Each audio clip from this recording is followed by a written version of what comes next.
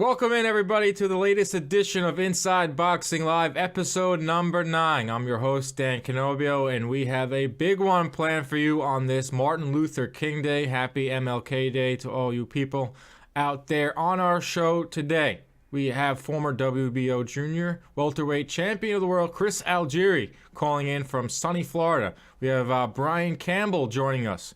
And we also have funny man, comedian, Al Foran. You don't want to miss this interview with Al Foran. He does some of the best impressions of major fighters. He does some Hollywood types. He even does a very famous president. So you don't want to miss that interview. Of course, you're watching here on YouTube, or if you're watching on the Pluto TV app, channel 205, the Fight Channel. If you can't get to a TV or a computer to watch Inside Boxing Live, you can catch us, our podcast version of the show. It's on iTunes, it's on Stitcher, it's on the Google Play app. I'm probably forgetting some, but however you ingest podcasts, you can find Inside Boxing Live by simply searching CompuBox TV or Inside Boxing Live. We have a lot of big announcements for 2018 in terms of getting this show out to you, the show for the fans.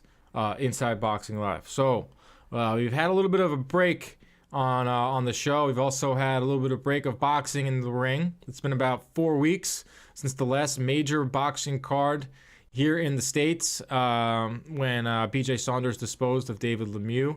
But you know what? There was still a lot of news and notes in boxing. I mean, the boxing schedule doesn't stop. Just because there's no fights doesn't mean that fights aren't being made or being discussed.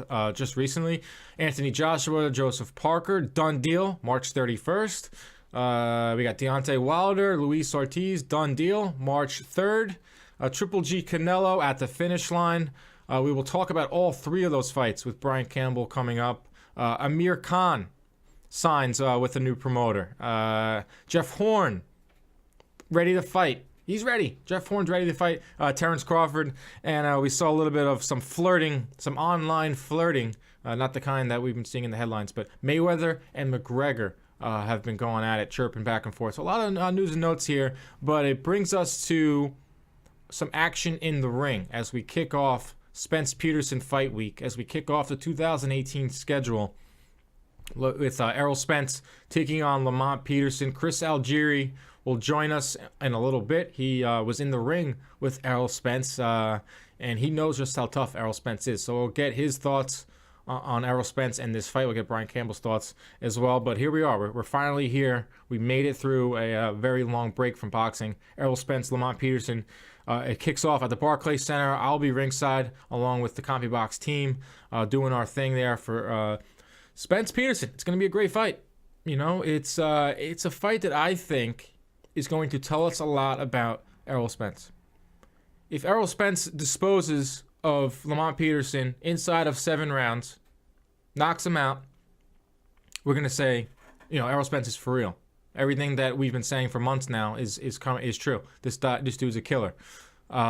If for some reason he runs into some problems with a Lamont Peterson and he goes to the scorecards and he looks less than stellar, maybe we pump the brakes a little bit on hyping up Errol Spence. But everything we've seen from him so far is the guy is a stud. If you take a look at those at his fighter profile, 22-0, 19 KOs. He's got an 86% knockout percentage. His last 5 fights, he's landed 46% of his power.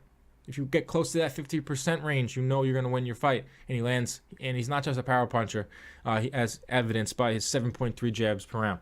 But with this fight coming up here in 2018, it got me thinking about some of the biggest fights you can make in boxing. People always ask me, I'm out, and casual fans, hardcore fans, what's the 3 biggest fights that you can make right now in boxing? And in my opinion, the 3 biggest fights that you can make right now is Anthony Joshua versus Deontay Wilder, obviously, for obvious reasons, heavyweight unification bout. Canelo, Triple G 2 in the middleweight division. And in the welterweight division, the welterweight Super Bowl is Keith Thurman versus Errol Spence. Those are the 3 biggest fights that I think can possibly be made right now. And when you consider all of the contenders in each division, the supporting characters, if you may, it led me to think about which of these divisions the heavyweights, the middleweights, and the welterweights. Which of these three divisions will shine the brightest in 2018? So I went to CompuBox Twitter, and I drew up a little bit of a poll here, and I was really surprised by the results here.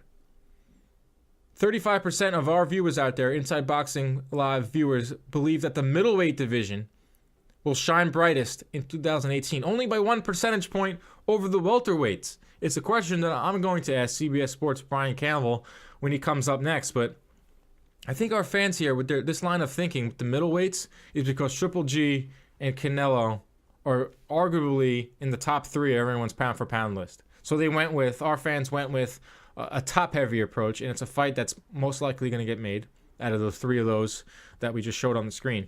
But you look at the welterweight division, you got Keith Thurman at the top. Obviously, he holds 2 of the belts. And you got Errol Spence as the IBF champ. You have Danny Garcia, who was reigning supreme for a while. Sean Porter, who is a very good contender and a fighter that's very deserved of some big title shots. And you got Terrence Crawford, looming, 140-pound king. Terrence Crawford, who many consider the best pound-for-pound fighter in the game right now, is in this division. Welterweight division is loaded. And the fight there that we can see in 2018 is obviously Keith Thurman versus Errol Spence.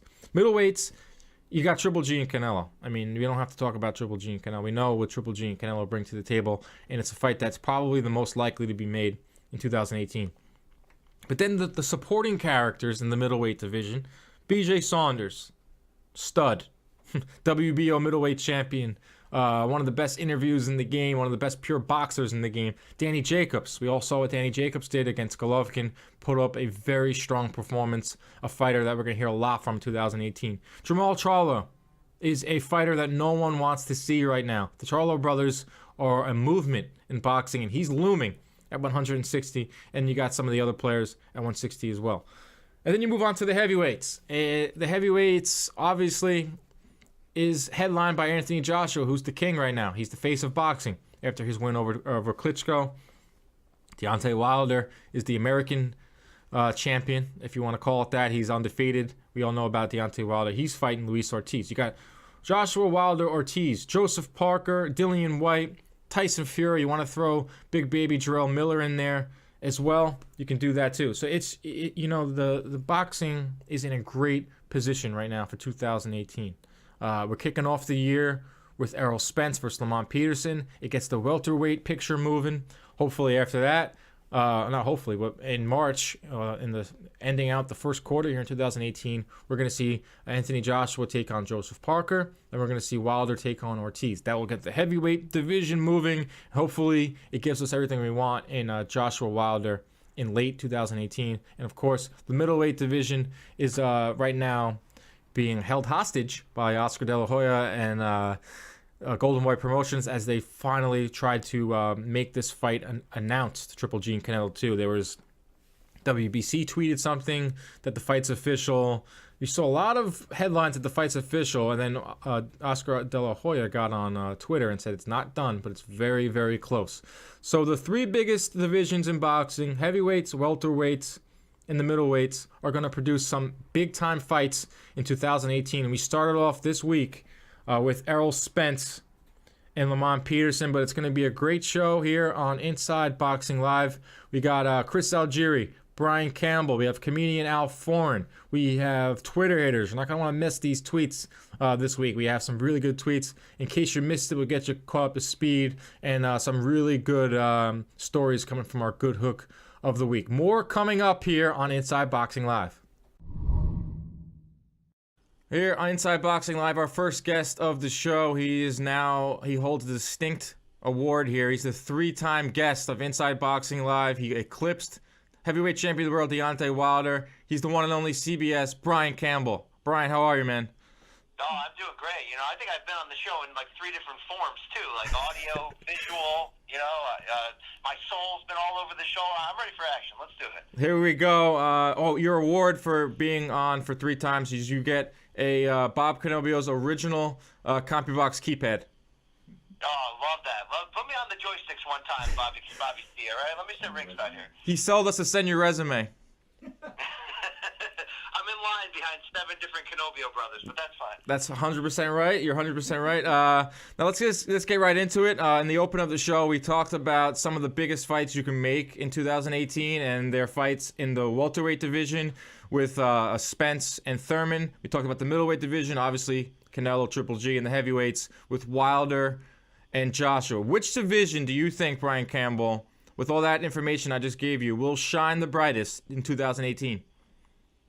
Oh, certainly the heavyweights will, from a, come and see me standpoint. And we need that in the sport. We need the heavyweight division to be, the entrance point, the gateway drug to get people back into the sport at a level they deserve. Obviously, the talent level in the heavyweight division isn't comparable to welterweight. It's not comparable to the other great heavyweight eras, but we got hungry guys that can make exciting fights, and man, is there a bunch of deserved buzz right now, and we're going to see 2 big matchups this spring, and, not just 2 good matchups, but 2 good matchups that are going to set the stage for, like this mini tournament and the final that we all want to see of this mini tournament, potentially in Wilder and Joshua. So that's a division that really you got to get behind right now and really keep hoping everybody weighs in on time. No one fails a drug test. No one eats any tainted meat, Dan. That maybe they should get the master boxer Chris Algieri in there as a nutritionist. But I'm just saying we got to keep this sport moving and get this heavyweight division out in front. Chris Algieri will be joining Inside Boxing Live later on in the program. Funny you bring that up, but you're right. The heavyweight division, it's alive right now. We have this Final Four. I'll ask you about a fight that came out of this weekend.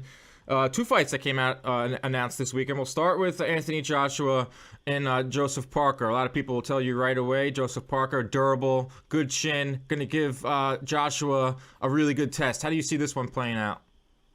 It's interesting. I'd certainly favor Joshua, but at the same time, the best part about this division is that we don't really know who's for real. We don't know if anyone's for real. And I think Joshua is at the head of that class. We saw him get up off the deck against Klitschko, and he showed vulnerability just as much as he showed courage. And I think that this is the right fight for him right now. You want to see titles unified. You want to see 2 unbeaten guys with glossy records get in there and essentially slug it out. I think Joshua has more skills than Parker, and I think Parker doesn't always show you an ambition in the ring to be as great as he can be, but you'd hope in this fight he'll bring that out. And I certainly think he can be trouble for Joshua until Joshua figures out, does he have the chin and the stamina needed to reign this division for 5-10 years? We don't know yet. We're going to find that out. It's going to be fun finding. Yeah, it's going to be on March 31st. Another fight in March in the heavyweight division is Deontay Wilder. Luis Ortiz is going to try this once again. Is this a fight you feel that the public is still very much behind? Yes and no. I think they could be behind it once we get closer, and I think certainly when they watch it, I have a feeling, Dan, that this could be the real sleeper fight. This is going to be a knockout win for one of the 2, and this fight may end up doing a lot to bang the drum for whoever, for the winner to maybe face the winner of Joshua Parker and to really push the division forward. I think it's obviously tainted and stained a bit by us having to debate whether Ortiz should be in this spot. I mean, it's a legitimate debate. The WBC may have said, we've washed our hands of it. You're innocent to us. It comes down to ultimately Ortiz not disclosing on the paperwork what medication he was taking. The whole thing's a little bit sketchy. Have we seen sketchier in boxing, Dan? For sure. Would I rather have this fight than not have it? Absolutely. So I guess I have to choose that latter and just realize that, heck yeah, this is a good fight. I don't really know who's going to come out on top, and I love that, right? Like, those great versions we've seen of Luis Ortiz, is that a mirage? I mean, Deontay Wilder, when a real puncher backs him up and puts the fist to the chin, can he hold his ground? Again, these are things we don't know. That's why the heavyweight division is so fun. How old is Luis Ortiz? Well, they say he's 38, but I guess you never really know, Dan. I know. I mean, that's like the one mystery. The guy's got a lot of mystery about him. He didn't show up to the press conference I was at in New York City. He just talked on the phone. We don't know. We don't know anything about Luis Ortiz, but we do know he's got 24 knockouts in 28 fights. I agree with you that this fight probably won't go the distance, and we have to give a little credit here to Deontay Wilder. He didn't have to take this fight. He could have taken a lesser opponent, but he wants to set up that Joshua fight, and he knows the best way to shut up the critics is to go in there with a guy who can easily take him out. I agree. That's the underrated thing about Wilder that nobody's talking about, that he was willing to go to Russia to fight Povetkin, that he was willing to do anything to change the narrative, which is, hey, don't look now, but Wilder's creeping into like Floyd Mayweather 49-50-0 territory before ever actually facing somebody, and he doesn't want to get there without doing so. So credit to him for almost being his own biggest critic and saying, I don't care about the drug tests. I don't care about the controversy. You show up on this night, you pass your test, I'm going to fight you. I'm going to prove how good I am. I want to be great. You have to love that. Like, I don't want to get too hyperbolic, Dan, but really, if we want to get this sport an infusion of health, obviously we know the heavyweight division can get us there, but we have the right players in place. These are guys who are big, strong, athletic, and they want to challenge themselves against each other. That's the best thing we can ask for after a decade worth of sitting there and seeing all these talented welterweights, which was boxing's de facto money division, and seeing so many of them unwilling to face each other because of stupid politics. I feel like we're getting away from that finally, and certainly in the heavyweights there's less politics to get in the way, but it just feels really good to get back into making this feel like it's a real sport again. No, you're right. And over the weekend I was with some friends, and they're not the biggest boxing fans, but they asked me about Wilder Joshua, so that says everything. A fight we want to see in 2018. A fight we will see to kick off 2018 this weekend here at the Barclays Center is Errol Spence, Lamont Peterson. Give us your recap. What do you think about Errol Spence? He's a guy that I'm really high on, and how do you think this fight's going to play out? Yeah, I'm right with you. I've been, ahead of the game on Errol Spence and saying that, like, I don't care if he's only got, X amount of fights. I think he might be a top pound-for-pound, top 5 guy right now. I've been saying that the last few fights. Certainly he needs a couple more big wins to do more than just what he did in that breakthrough Kell Brook win last year. The problem is we never saw him again. We never saw him have a second fight in 2017 where he was able to build on that. But I think this is the right comeback fight, wherein this is almost a unification bout. Lamont Peterson had to give up his own WBA welterweight title just to get this fight. So more talented welterweights who on paper you could give a better case to than Peterson, certainly. But he's a veteran. He's a guy who can fight a couple different styles. He's always tricky. So I do like what this fight represents to us. So, honestly, all of us are going to pick Spence to win. But it does represent a guy who's savvy enough that he can give him a challenge. Now, the real problem is that Peterson, in the end, just doesn't have the punching power to say, well, if he's having an off night, he still may be able to win that. He's almost got to be perfect. He's got to have the best performance of his entire career to hope that this goes the distance and he can just out-veteran Spence. It's unlikely, I would say, on paper, but at the same time, very credible opponent for your first major televised bout of 2018 with a chance to showcase a guy who could be next, who could be in that conversation with Lomachenko and Crawford as, the guy, the man in the sport. You could do worse than this. I'm excited to see how Spence responds after this type of layoff. Yeah, you're right. It's a fight that we're going to learn a lot about Errol Spence. If he takes out Lamont Peterson inside 6-7 rounds, we're going to say this guy's a killer. If he goes 12 and he ekes out a decision, we're going to say we have to pump the brakes a little bit on Errol Spence. But those are the type of fights you love, especially from guys that are on the rise, so to say. One more fight I want to ask you about. We talked about the 3 weight classes that I think will shine brightest in 2018. That's the middleweight division. Eric Gomez of Golden Boy says that the negotiations are 98% done. What do you think is the 2% that is holding up this rematch from being made? Probably just a couple extra bucks. Like when you come off a draw, you have both guys being able to say, you have Canelo being able to say, A, you didn't beat me, and B, I'm the bigger star, so I'm going to get the bigger cut of the pie once again. And certainly if you're Team Golovkin, you can say, well, everyone knows we beat you. You just happened to get the draw. We deserve much more money this time around. I think there were concessions made for Team Golovkin the first time around just to get this fight out there, right? Just to finally get Gennady into this situation. I don't have fear that it will happen. It seems Gomez jumped the gun a bit in putting out there that said, our side of the deal is done, maybe to put pressure on Team Golovkin. it is relatively late in the game, right? Yeah. Inching closer to late January when this fight is May 5th, but not too late in the game. We've certainly seen Floyd, sign big money fights later in the game than this. I don't have a lot of fear, Dan, that this is going to fall apart. This is the best fight for each of them. The fact that we're this far in the negotiations, I think we're going to get to the finish line. If we weren't this far, then maybe I could give you a couple conspiracy theories on where Oscar might be going. But I'm looking forward to this. Yeah, I'm looking forward to myself, of course. One of the biggest fights you can make in boxing. And I threw this out on Twitter.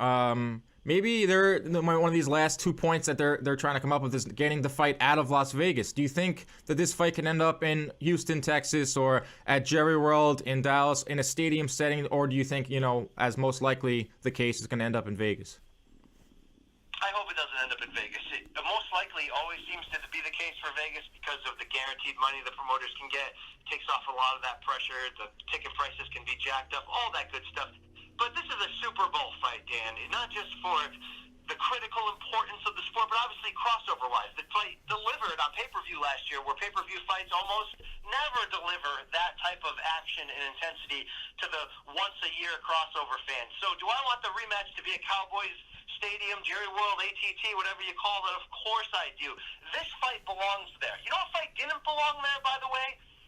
Pacquiao versus Crotty. You know what other fight did not belong there? Yeah. Canelo versus Liam Smith. We all remember that night, right? Mm-hmm. This fight belongs there. Let's not do it in Vegas. Of course, I'd love it at Madison Square Garden, which was also in the running, but obviously they would have to offer the kind of money that would be astronomical to even make that arena a reality for this. Put it in there, fill up the dome, make this big Super Bowl event feel like a Super Bowl, because, this is it. This is a marquee division at middleweight. Pound for pound credibility at stake. Biggest star of the sport at stake. This is everything you want. Let's not stuff it in another casino. 100% in agreement with you there. I can tell how excited you are to start off the 2018 boxing schedule, but it's got to pale in comparison to how excited you must be for WWE 25th anniversary Monday Night Raw. Oh, come on. Now you're talking about my wheelhouse. This is my wheelhouse right here, Dan. I'm fired up for this. We're getting all the legends back. We're going to get Undertaker off ice. Come on. This is you going to go? You're in New York City. Are you going to be there? I just sent out, I had my personal assistant, Bob Canobio. He sent out some text messages to some very important people at the Barclays Center. I got to go. I want to mark out. Isn't that the proper word? Well, if you want to, yes, that is the proper word. But if you really want to mark out, I think you want to be in the Manhattan Center that night because they're doing two venues at once, and it leads you to believe one venue will have the new class at the Barclays, but it's at the Manhattan Center, the site of the first episode of Raw, right. 25 years ago, that I think you'll find all the old timers. That's where you got to be, Dan. I want to be there. I was a huge WWE fan growing up. I wasn't always allowed to watch because of the Attitude Era. It was a little risque material on the USA Network, but now it's like my nephew's watching, so I got to be there. I know you're going to be there, right? Oh yeah. Well, no, I'm not actually going to be there, but because of the double venues, I cover this for a living. I'm true. Be able to see what's happening at both venues at the same time, so I'll be from afar. But you got to love Uncle Bob Canobio saying to you essentially, let's not watch this fake action and violence, but let's watch real action and violence. Yeah, so that's parenting. That's parenting right there. Yeah, it was actually my mom was the one who did not allow me to watch Monday Night Raw. Well, back then she was well served. All right, now it's a PG era. We all can get involved. Yeah, when Val Venus came out, I think that was it. I think that was when the channel had to be turned. There's one thing to have garbage men characters, but once you have an adult star, yeah, that changes the game a little. All right, Brian Campbell, enjoy covering boxing, wrestling, MMA, doing everything you do. Congratulations on being the first 3-time guest appearance on Inside Boxing Live. Have a wonderful day. Thank you so much. And when you talk to my good friend Chris Algieri, make sure you bring up avocados. That guy is part of the next generation of fitness and healthy living. I got to give him a shout out. Master boxer, master chef, championship lifestyle. The guy's the best. Believe it. Great talking to you. All right, Brian. Thanks a lot, man. Brian Campbell, always a hoot. One of the best guys in boxing. He delivers his insights on. He thinks it's the heavyweight division that's going to reign supreme in 2018, and the biggest fight that can be made is Joshua Wilder, so I have to agree with him there. He's amped up for Spence Peterson. I think that I agree with him there that it's going to be a fight that we're going to learn a lot about Errol Spence and, of course, WWE Monday Night Raw. If you don't follow Brian Campbell on Twitter at BC Campbell, is it BC Campbell at CBS or whatever his Twitter is, on a Monday night you will be flooded with wrestling tweets, and he covers it all with a lot of enthusiasm. That's why we love him here on Inside Boxing Live. Special thanks to Brian Campbell. Boxing has been on a little bit of a hiatus over the last 4 weeks, but that didn't stop a lot of news and notes from happening, so we rounded them all up for this week's segment, in case you missed it. Our first piece of information comes from Golden Boy's Eric Gomez, who says that the Triple G Canelo negotiations are 98% done. We just talked to Brian Campbell here on Inside Boxing Live, and he guessed that the final 2% is money related, as we all could guess. Eric Gomez and Golden Boy said that it was Canelo that agreed to his side. So they're kind of putting the pressure on Gennady Golovkin, and everything we saw from their first negotiations is that Canelo tried to take the lion's share of the money, rightfully so. At the time, he was the bigger star. A lot of concessions that Triple G had to give up in this fight. So it's kind of a shrewd business move by Oscar De La Hoya and Eric Gomez, saying that, Canelo has signed his side, but the fans aren't dumb. Boxing fans are very smart. They know that that this fight is going to be negotiated very closely by Tom Loeffler and Triple G. A lot of people thought that Triple G won the fight, me included. I think that Triple G has a lot more to bring to the negotiating table this time around. But Eric Gomez says Triple G Canelo, 98% finalized. It's a fight that I would like to see somewhere other than Las Vegas, as me and Brian Campbell spoke about. Put it in Jerry World. Put it in Madison Square Garden. Put it in Houston, Texas. Just, put this outside. 70,000 fans. Price it the right way. Do a service to the boxing fans. Moving on here, and in case you missed it, Amir Khan signs a 3-fight deal with Matchroom Boxing. This was kind of a shocker when I saw this news. Of course, Amir Khan and Eddie Hearn don't exactly see eye to eye, or didn't see eye to eye, I should say, over the years, but they came together, and it's a deal that really makes sense for both parties. Amir Khan wants to fight more in the UK. He coming off of his appearance on a reality-based show over in England that really turned him into a star, more of a household name. So it's kind of a smart move from Amir Khan. The last time we saw Amir Khan, he was laying flat on his back from a KO from Canelo Alvarez. I'm a big fan of Amir Khan's fights. Is he the most skilled fighter? No, but he's always in good fights.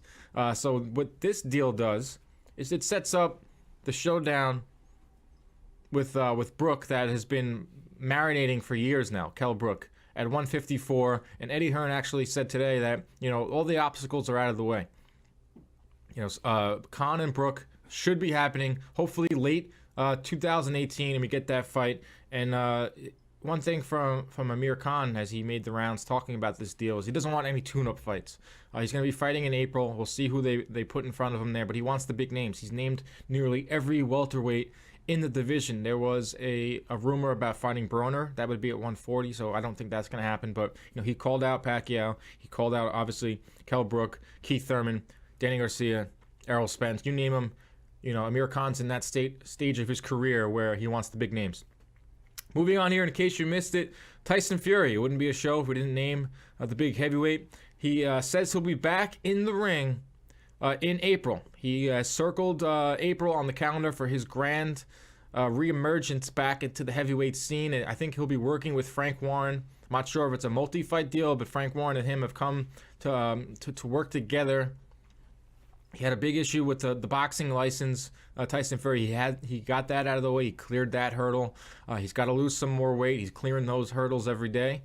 We spoke with his good friend BJ Saunders on our last episode of Inside Boxing Live, and BJ Saunders said, "This is for real. This is a real comeback." He sees them every day. They're working out at the MTK Global Performance Center, and they're putting in the work. Tyson Fury putting in the work, so we can expect to see the big man, Tyson Fury. And I just read an article before we started this segment that if he doesn't fight soon, the Ring magazine is going to strip him of the title he's held apparently since his fight with Klitschko, which was years ago. So I'm expecting to see Tyson Fury, and I'm rooting for him. And we're going to get Tyson Fury on Inside Boxing Live in the very near future. Next piece of information here is Jeff Horn. In case you missed this, Jeff Horn has agreed to his terms to fight Terence Crawford April 21st. Most likely going to be on ESPN, and it's most likely going to be coming from Las Vegas. There was a lot of speculation on if Jeff Horn was going to take this fight, if he was going to fight Anthony Mundine, which would be a huge fight in Australia. Mundine took another fight, so we can scratch that off the board. So his leverage is kind of gone there. And so Bob Arum, I knew he flew out to Atlanta to meet with Terence Crawford the weekend of the national championship game. Terence Crawford was on the sidelines there. So, they're hammering this deal out. I think they're going to come up with a deal. It's a no-brainer in my eyes, and it's a great fight for both fighters for a number of reasons. Terence Crawford, his first fight at 147, going up against a fighter that a lot of people know because of that win, quote-unquote win over Pacquiao. So I think this is a no-brainer of a fight. April 21st, a great date in the boxing calendar. There's no college football. There's no NFL.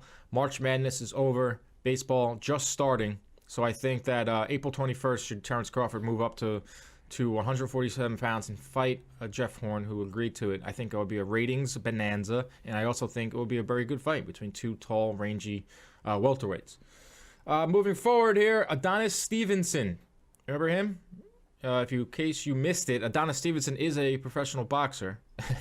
And he has been holding that 175-pound title hostage over the years. But according to the WBC, he has been ordered to fight Badou Jack. And their matchup is rumored to be for March. This is a fight that's gone, not to the courts, but to the officials now. It's in the officials' hands at the WBC. They have to hammer out a deal with their promoters. But, on paper, this is a great fight. Adonis Stevenson hasn't been fighting the best quality opponents.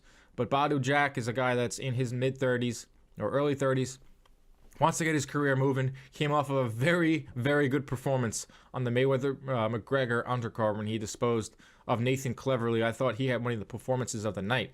So I would love to see Badou Jack versus Adonis Stevenson. Hopefully the winner of that can go up against some of these other 175-pound monsters over on HBO that have been fighting. Dimitri Bivol, of course, and Sergey Kovalev, Sylvain Pereira. Go down the list.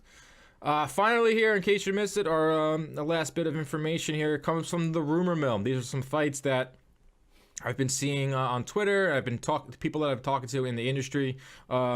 Jarrett Hurd versus Arislandi Lara, 154-pounders. Love it.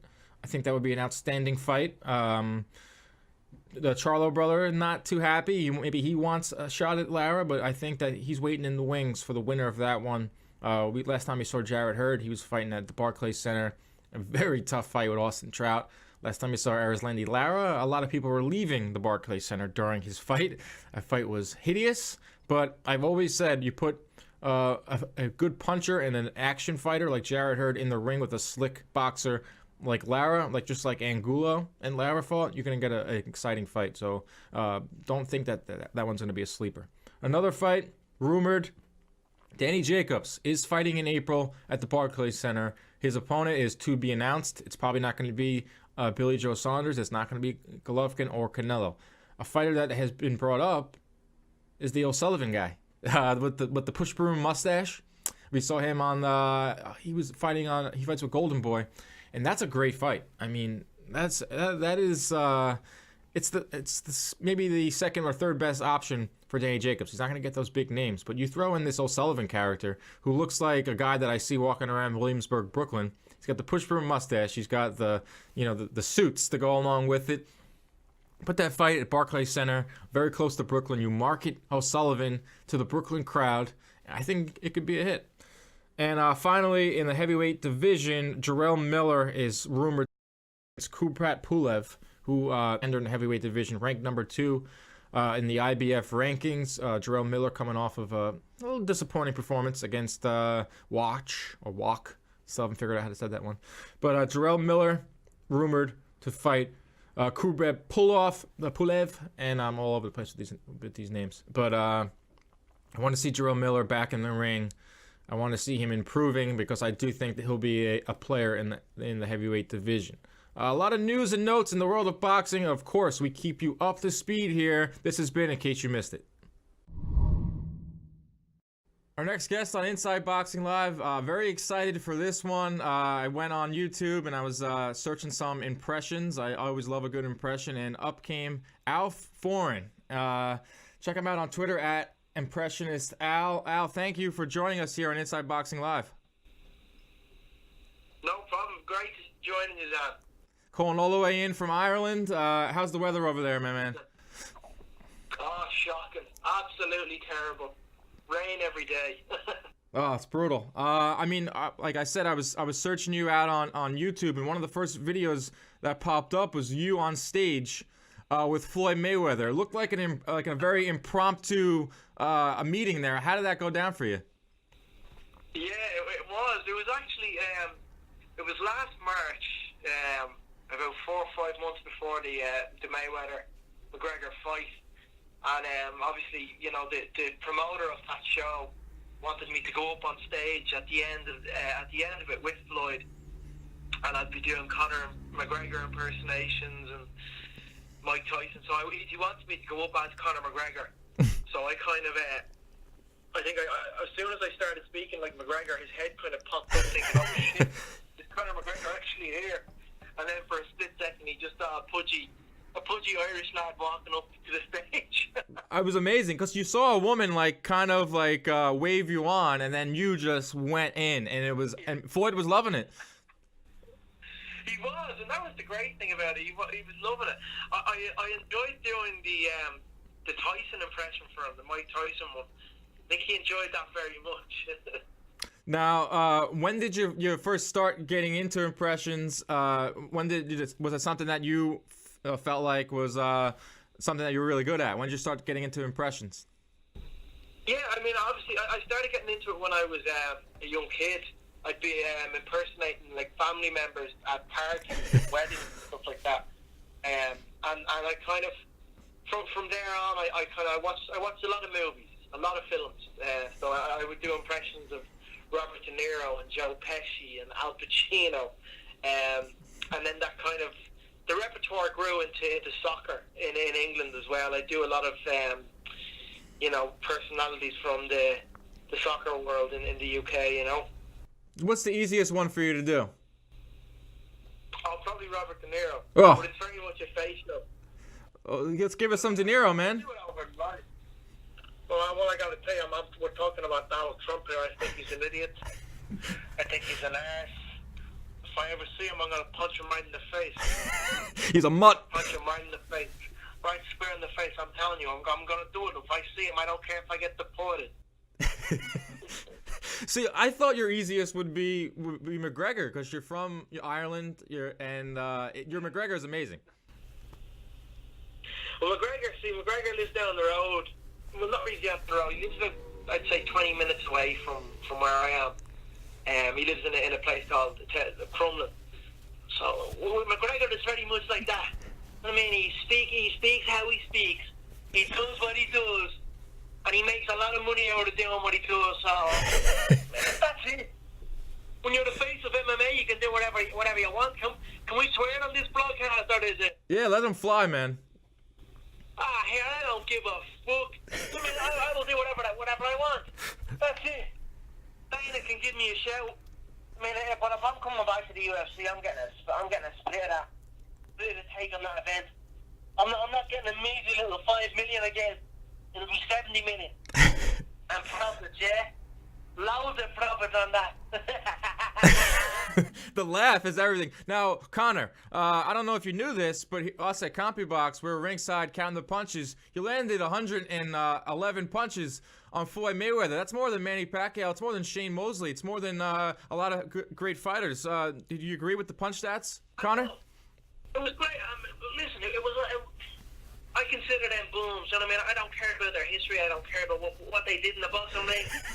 No disrespect to them, but I landed more punches on Floyd. So I feel if me and Floyd were to do it again, I feel I would come out the victor in that. I do.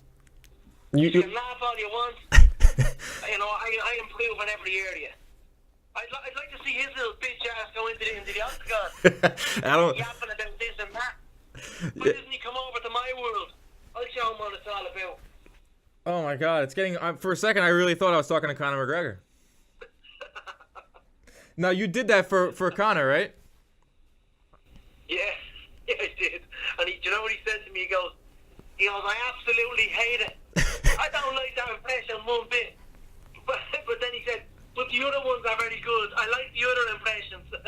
I think he liked Mike Tyson, and you got to give us a Tyson. I know he's one of the I feel like every comedian that does impressions has a Mike Tyson. We had Tracy Morgan on this show. He did a very excellent one. So Mike Tyson walks into a bar and he sees Conor McGregor in there. What do you think he's going to say to him? I mean, if I'm walking into that bar and I see Conor McGregor sitting there at the bar and he said something rude to me, then of course I'm going to knock his motherfucking lights out. But, if he's nice and if he's friendly like everyone else is with me, we'll have a conversation about boxing. We'll have a conversation about mixed martial arts.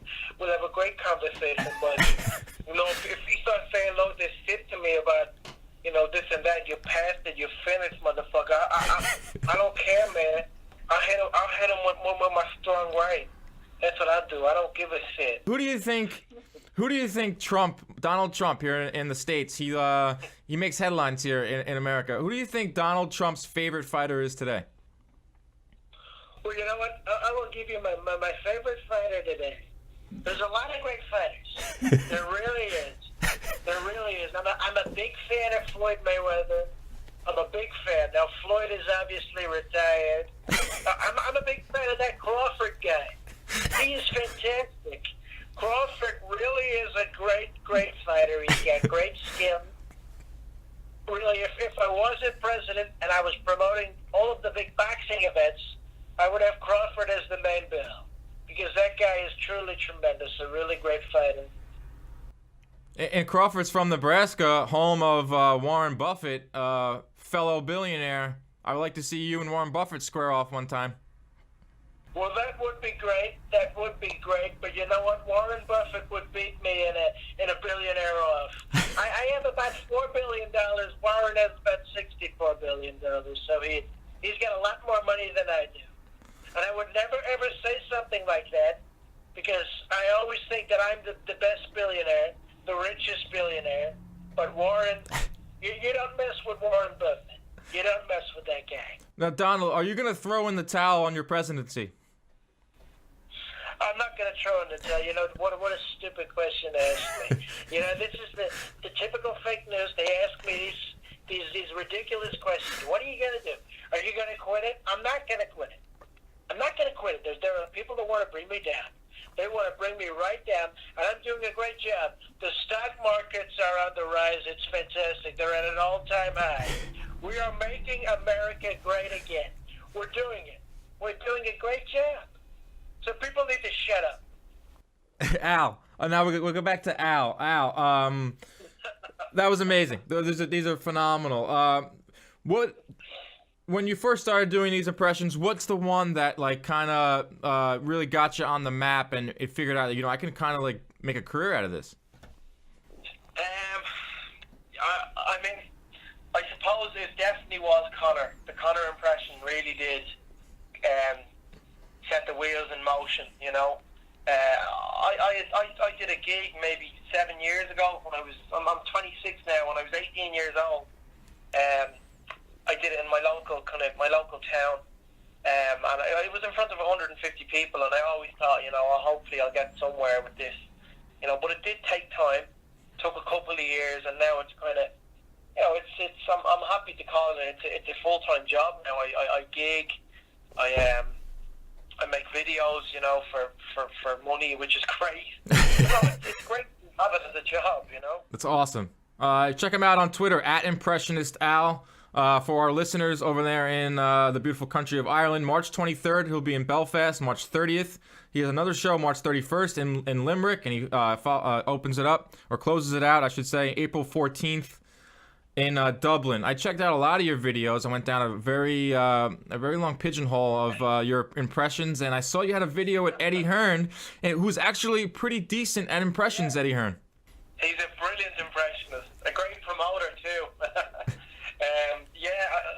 had an impression duel, and Eddie does a great Chris Eubank impression.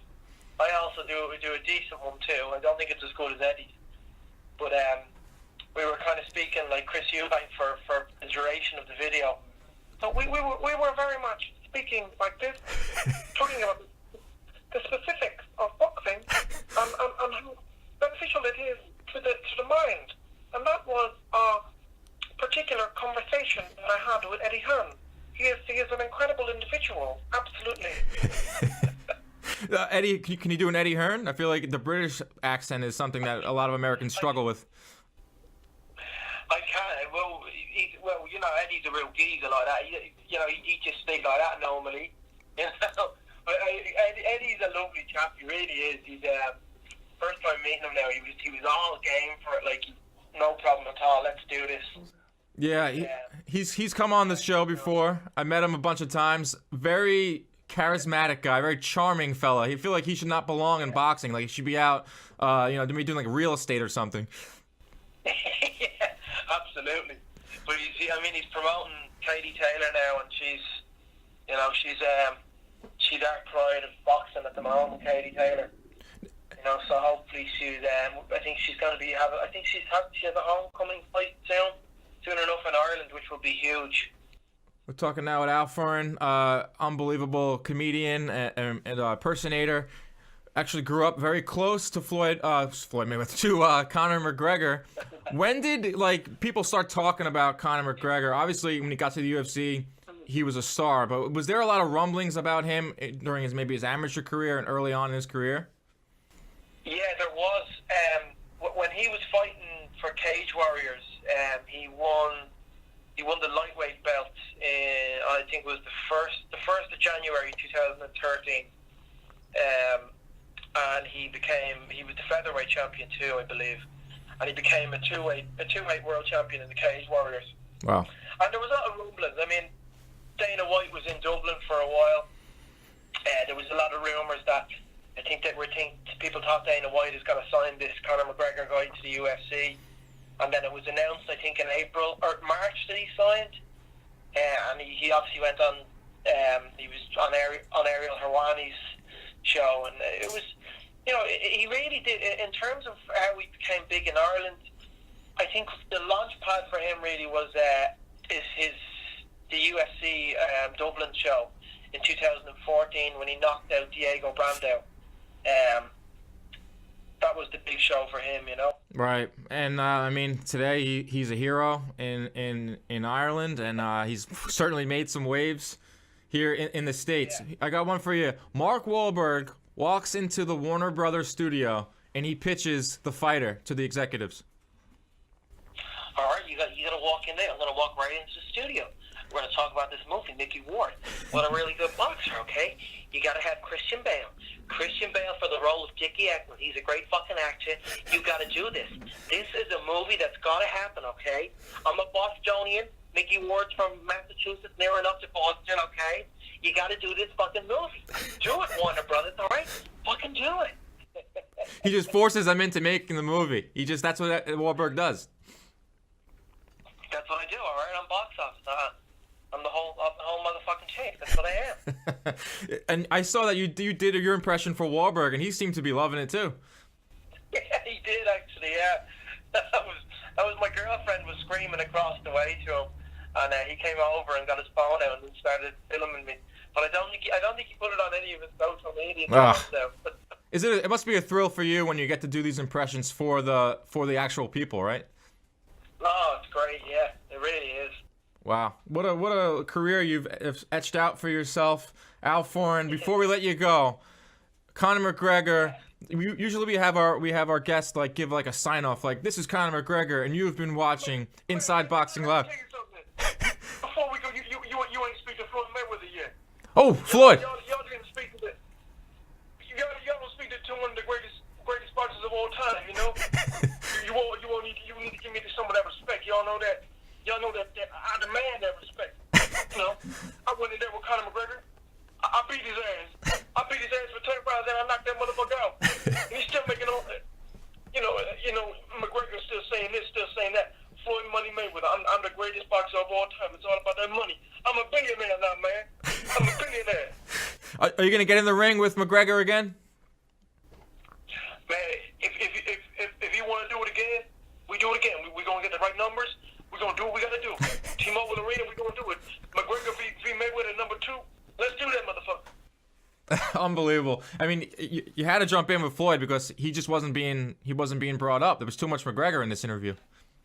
There's too much McGregor in this interview, that's it. Not enough McGregor. Charlotte, I'm the face of the fight game for a reason. Amazing stuff. My man, Al Foran, thank you so much for joining us here on Inside Boxing Live. I look forward to maybe meeting you one day in the States. Do you plan on traveling here, coming to some big fights? Oh, absolutely. I mean, I was at the Mayweather-McGregor fight last August. It was a brilliant experience. Yeah, I'd love to get over to another boxing event. I was at UFC 205 last year as well. Wow. Was that your first time in Vegas? My first time in Vegas, yeah. Crazy town. Absolutely nuts. Yeah, I was there for that fight too, and your countrymen were there in full effect.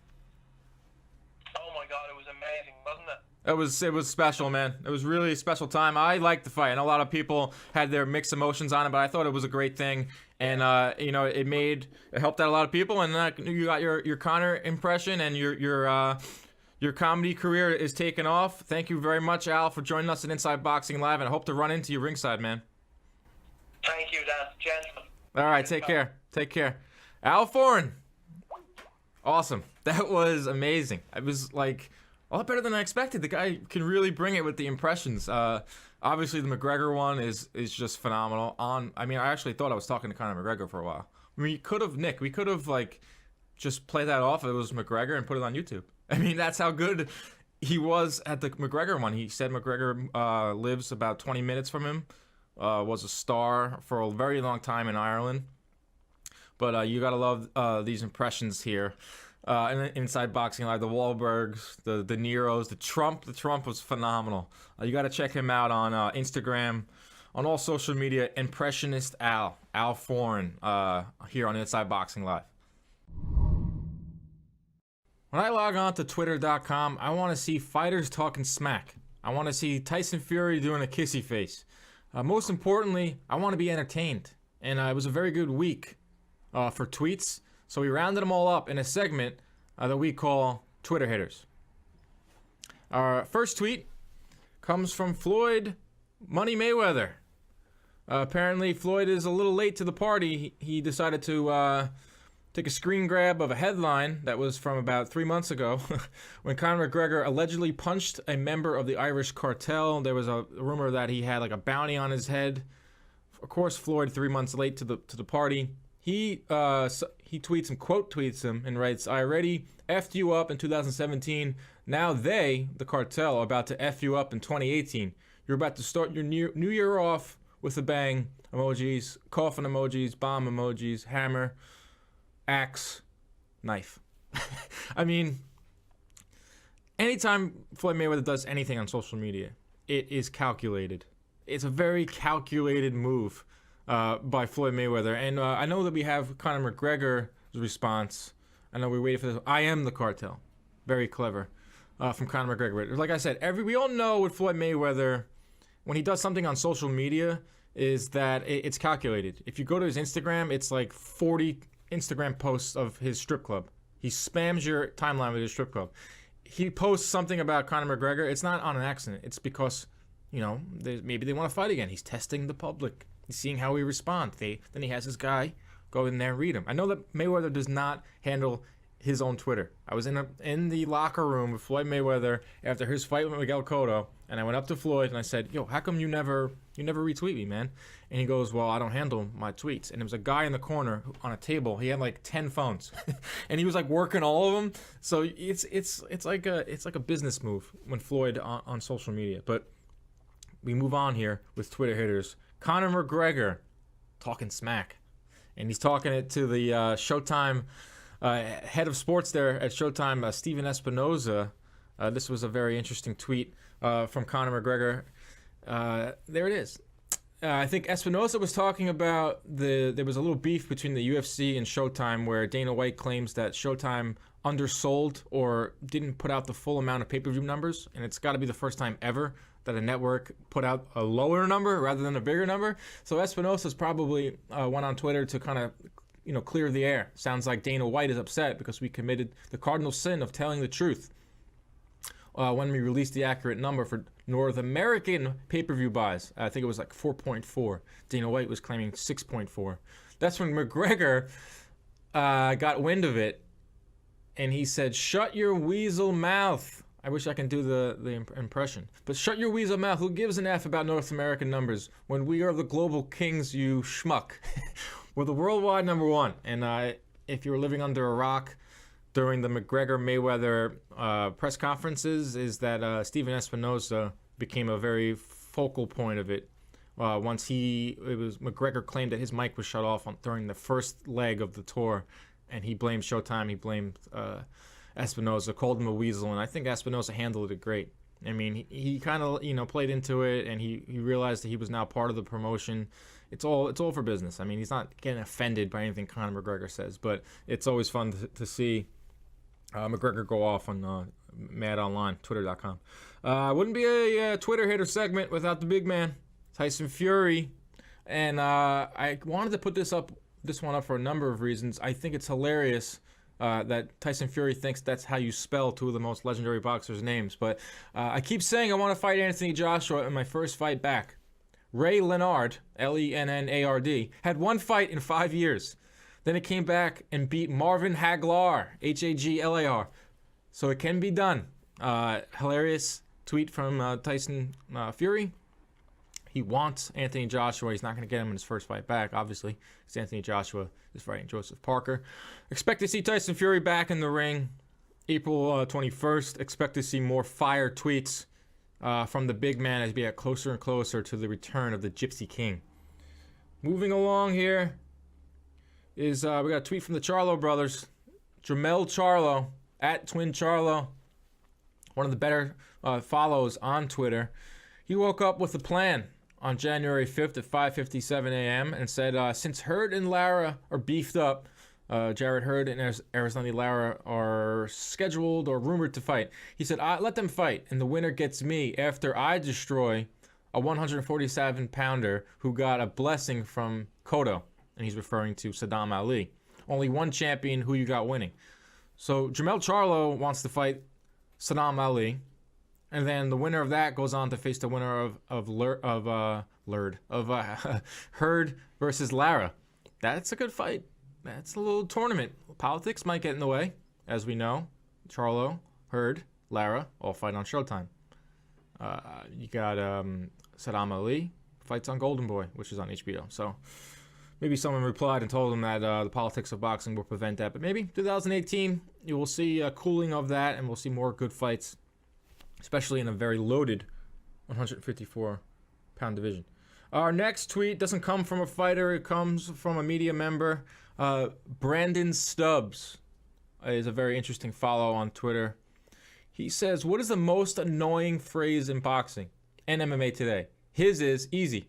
Whenever anyone says, for the right money, I'll fight blank. And there's so many cliches in boxing and so many cliches in every sport. Jason Giambi comes to mind. He was the most cliche. He gives the most cliche answers. 25 guys coming together as one. We're going to go out there and give it our all that. In boxing, there's many of them. So I checked the replies to Brendan Stubbs' tweet, and these are some of the ones, the better ones, is the most overused phrases in boxing today. Styles make fights. You hear that one all the time, and it usually covers up bad matchmaking. You don't play boxing. That's one of Floyd Mayweather's favorite ones. Hard work, dedication, if you want to go Floyd Mayweather. Floyd has like 20 years worth of them. A draw is like kissing your sister. That's one I actually do like, because I don't like kissing my sister. I'm talking about after Canelo Triple G, I was just like ugh. I just felt like this. I got nothing after that. No feeling after it. I assume that's what it's like when you kiss your sister. I'm in the best shape of my life. Best shape of my life. We're getting closer to spring training in baseball. That's something you hear from every player in spring training, and it's something you hear from every fighter in their fight camp. This is the best fight camp of my life. I'm in the best shape of my life. For once, I'd like to hear a fighter say, I half-assed it.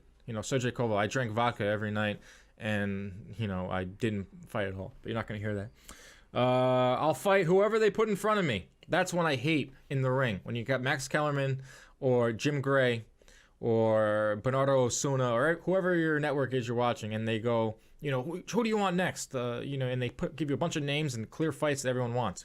First of all, I got to thank Al Heyman. I'll put whoever they put in front of me, I'll fight. And that was something Pacquiao always did that annoyed us. Whenever, he was scheduled to fight Mayweather, and it was like, just please call out Mayweather once. He would always say, I have to get back, talk to Bob Arum, and we come up with the plan. I'll fight whoever. Just stop saying they'll fight whoever they put in front of me. And finally, of course, the most famous one comes from the wise words of Mike Tyson. Everyone has a plan until they get punched in the face. I love those. But finally, our final tweet, and this one was a scary one. It came across the wire this morning. Comes from Mauro Ranallo, the voice of Showtime Boxing, one of the hardest working men in the combat sports world. Tweeted out, "Please learn the Heimlich maneuver.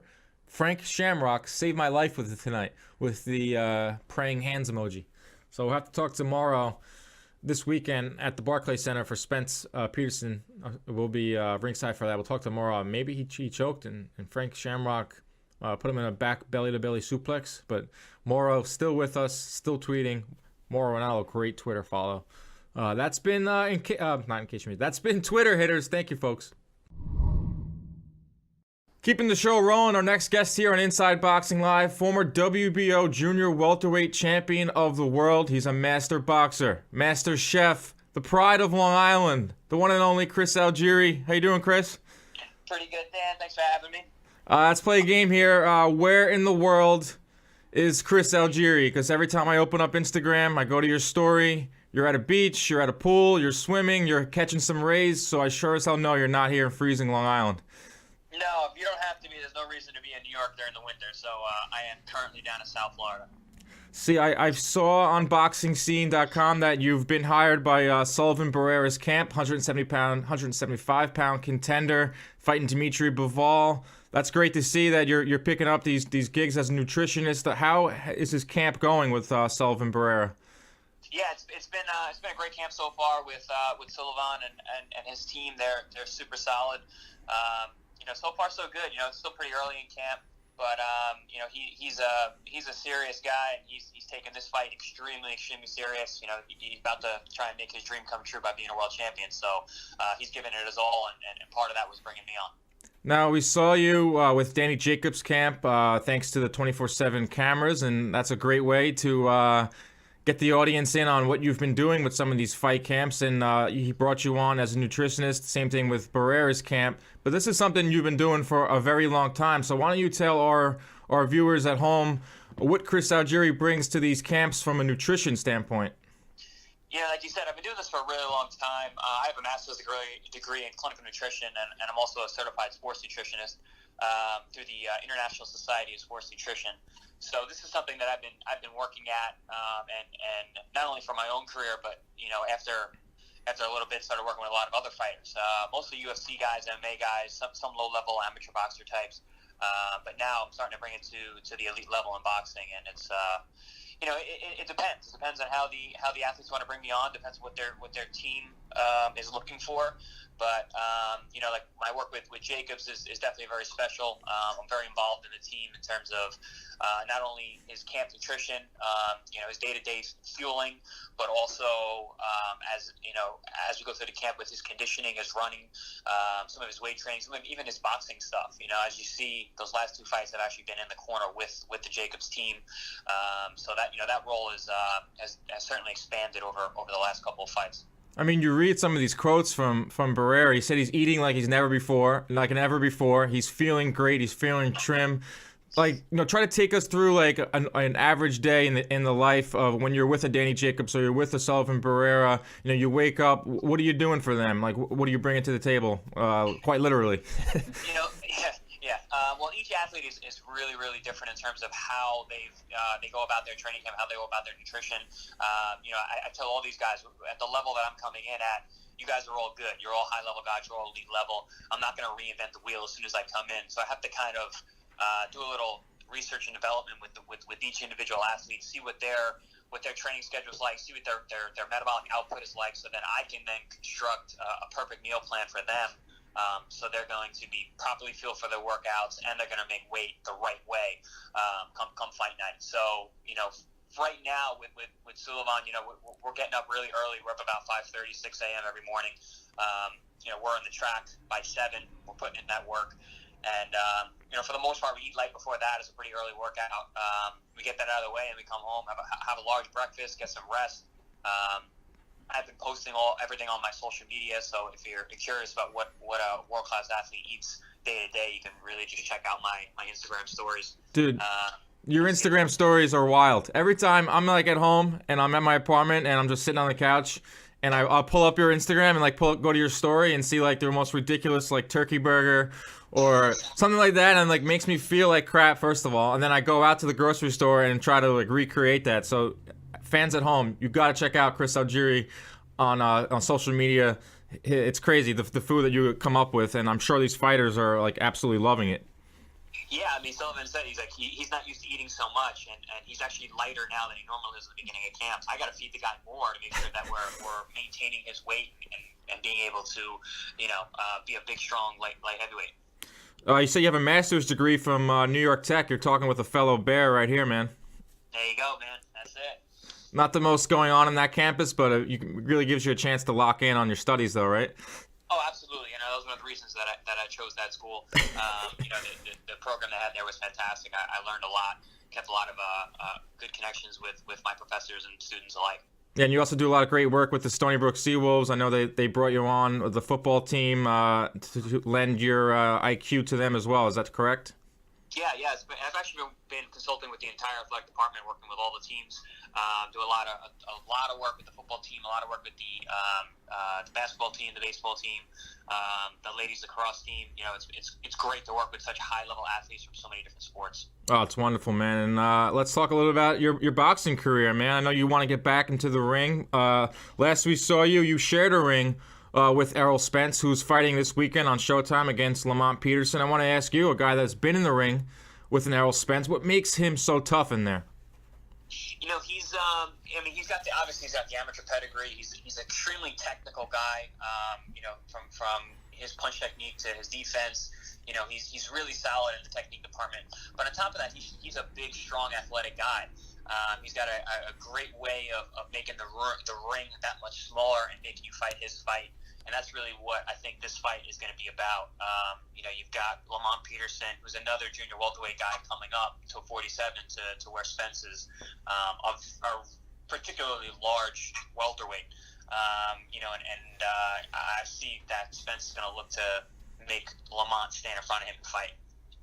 Yeah, how do you see this one playing out? I know Lamont likes to move, and Spence seems like he's more of a come-forward type of fighter. I know he digs to the body. I don't know if you saw this on Instagram. Errol Spence, Peterson was up at fight camp, and he had his trainer just beating him to the body with the medicine ball. Do you see kind of playing out like that, where Peterson's going to try to move a little more, and Spence is going to stalk him out? I don't really know, because Peterson, he's solid all around. He can move, he can stand, he can walk a guy down. He can do the high guard defense. He can do a little slippery stuff. It really depends on what he chooses a style to fight, or it comes down to what he's going to be forced to fight. So, like I said, I think that Spence is going to try and get him to stand in front of him. And who knows? Lamont might meet him right there. He might meet him in front of him and kind of go tick for tack. I don't know if that's the best game plan, but you never know. When you're in there, it's a completely different thing.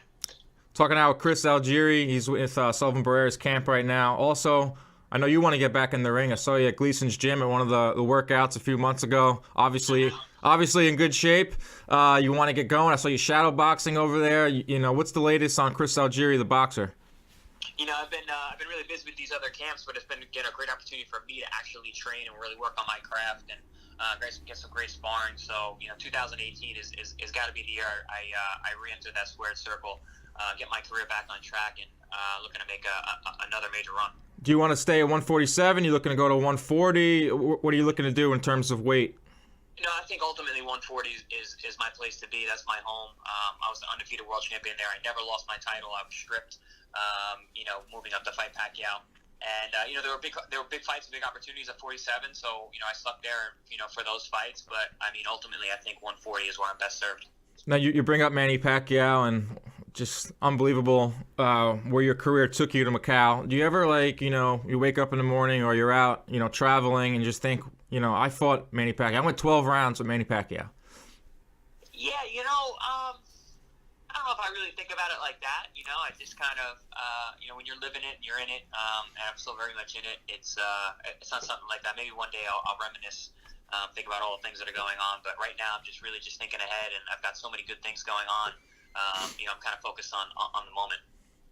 All right, talk about the current stable of welterweights. I think Errol Spence is a fighter that's going to really turn it on 2018. You were in the ring with Amir Khan as well.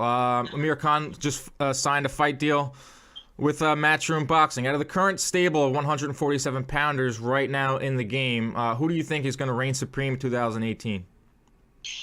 You've got Thurman. I think he's coming off the bench from being hurt. You got Spence up there. Sean Porter's always there, lurking right, just below the top. Right. Khan coming back in. But honestly, I think Kelbrook just moved out of the weight class. But I think right now you're looking at Thurman and Spence are the two top dogs. But we'll see. Who knows how long those guys will stay at welterweight as well. So I think within even the next year, you can see those guys moving up. So you never really can tell. The landscape of the boxing world changes constantly. Oh, that's for sure, man. I wanted to ask you something about the UFC, and I don't know how closely you follow the UFC. I'm kind of like a fringe fan myself, but I did see a lot about these drastic weight cuts that have been going on, and I'm trying to figure out the pinpoint what exactly is causing them. There's so many great fights that are being canceled in the UFC because of these weight cuts, and you just don't see it that much in boxing. I thought maybe you can shed some light on it. Why are so many of these fighters? Uriah Hall almost had a seizure and almost died because of his drastic weight cut. What is causing these fighters to not make weight like this? Why are we seeing this so much in the UFC? I work with a bunch of UFC fighters as well. I'm actually working the camp with Volkan Ozdemir. He's fighting for the light heavyweight title versus DC January 20th. Right. It's just a different philosophy and a different culture, when it comes to cutting weight. A lot of the UFC guys or MMA athletes come from wrestling backgrounds where they use a lot of drastic weight cut measures to pull the weight, especially they wait to the last minute to do it. Guys are walking around 20, 30 pounds above their weight division, cutting 15 to 20 pounds a couple days before the fight. And so many of them do that and have that mentality that it's just a different culture, different philosophy about how they approach the weight cut. Also, it's a different sport. Boxers can't do that because boxing is contested at such a higher level of speed. Reactions and speed is really important, and there's also a lot more kind of consistent output. So being a bigger, heavier, plodding guy is not really going to help most boxers. Right. MMA is a little different. There's the whole ground component where size and weight and just overall just strength is going to be extremely important as opposed to just being explosive or quick. So there's a lot of reasons why you see this. It is getting a little ridiculous when you got major fights that are literally getting called off because guys are injuring themselves to make the weight. Well, it's pretty clear that the UFC needs to bring in Chris Algieri.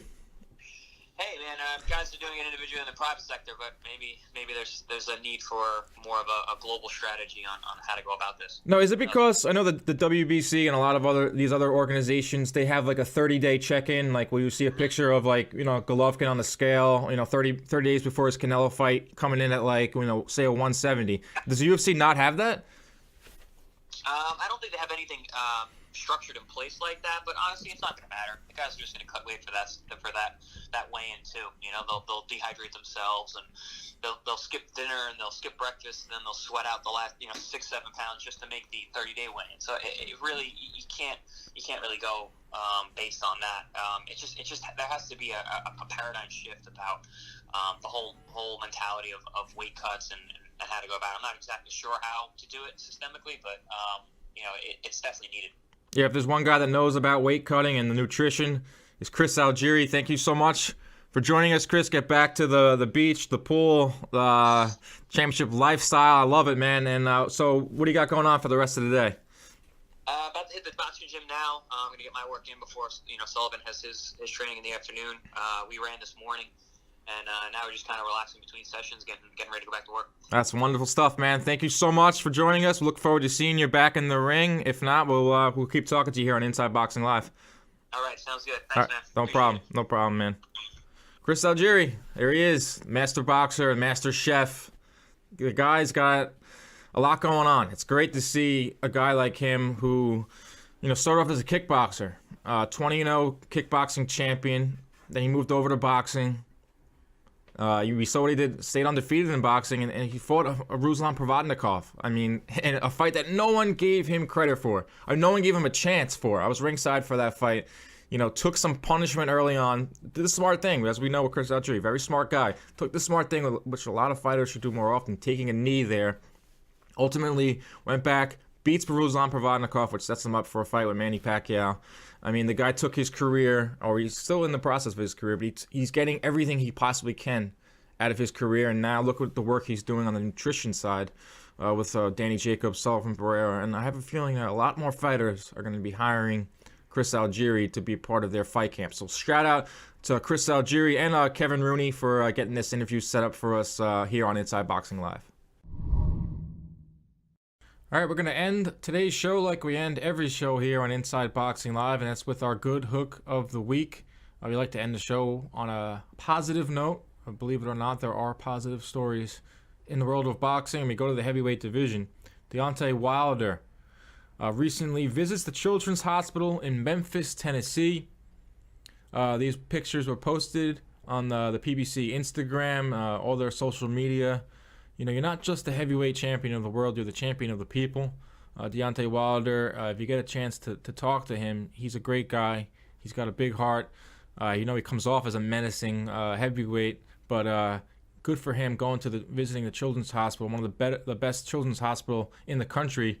Over in Memphis, Tennessee, he spent the day visiting with children, brought his belt, a lot of photo ops, and just overall lifting the spirits of these young kids as they bounce back from various illnesses. So great job out of you, Deontay Wilder, and all the people over at PBC. We actually have two recipients of the good hook of the week here on Inside Boxing Live. It's Deontay Wilder, and it's Jeff Horn. Jeff Horn is going to start an anti-bullying campaign in Australia after the tragic suicide death of teenager Amy Everett, which has shooken up the country of Australia. You see Amy Everett on the right. A lot of bullying happens here in the States. We highlighted some of that here on Inside Boxing Live with the young boy that went viral, and it's a worldwide epidemic now, and it's disgusting, quite frankly, and it starts with many reasons why bullying happens. We won't get into that here, but Jeff Horn was a victim of bullying himself as a kid, and he saw this story and he said, "You know what? I'm gonna start this. I'm gonna be the face of anti-bullying in Australia." Jeff Horn is probably one of the most famous people in Australia today after his win over Manny Pacquiao. He was a victim of bullying as a kid. And this brings, when I think of this, of Jeff Horn doing this, and I know everyone likes to get on Jeff Horn as a professional boxer because of his controversial win over Pacquiao and some of the quotes that come out of his camp, challenging McGregor, and some of the crazy things that come out of his camp. But he's a good person, and he's using his platform as a world champion to do better in the world, and it makes me think of a world champion from a few years back, one of my favorite fighters, Sergio Martinez. And Sergio was a great person outside the ring. Talk to Lou DiBella about Sergio Martinez, and he'll tell you that he's a close friend, not just someone I work with. And Sergio always said that being a world champion is more than just in the ring. You're a champion for all the people, and a lot of times, as a true champion in my eyes, they take up a cause and they become an advocate for it. And for Sergio Martinez, his was bullying as well. He did so much work with kids in his home country and here in the States, helping the anti-bullying cause. So good on Jeff Horn for taking up this initiative and trying to stop the bullying epidemic as it rears its ugly head even all the way in Australia. So great job out of Deontay Wilder, great job out of Jeff Horn, the good hook of the week. Closing out the show today, it was a jam-packed show. It was very entertaining. I hope you guys all enjoyed it out there. We got to thank our guests. We got to thank Brian Campbell. We got to thank the one and only Chris Algieri. We got to thank Al Foran for calling in all the way from Ireland, making us crack up here on the set. Great job from our producer, Nick Canobio, executive producer, Bob Canobio. It's Fight Week, Spence Peterson Fight Week. Check us out. CompuBox social media on Instagram, Twitter, YouTube. We're going to be covering Spence Peterson thoroughly. And we'll be back next week with another episode of Inside Boxing Live. Dan Canobio signing off, everybody.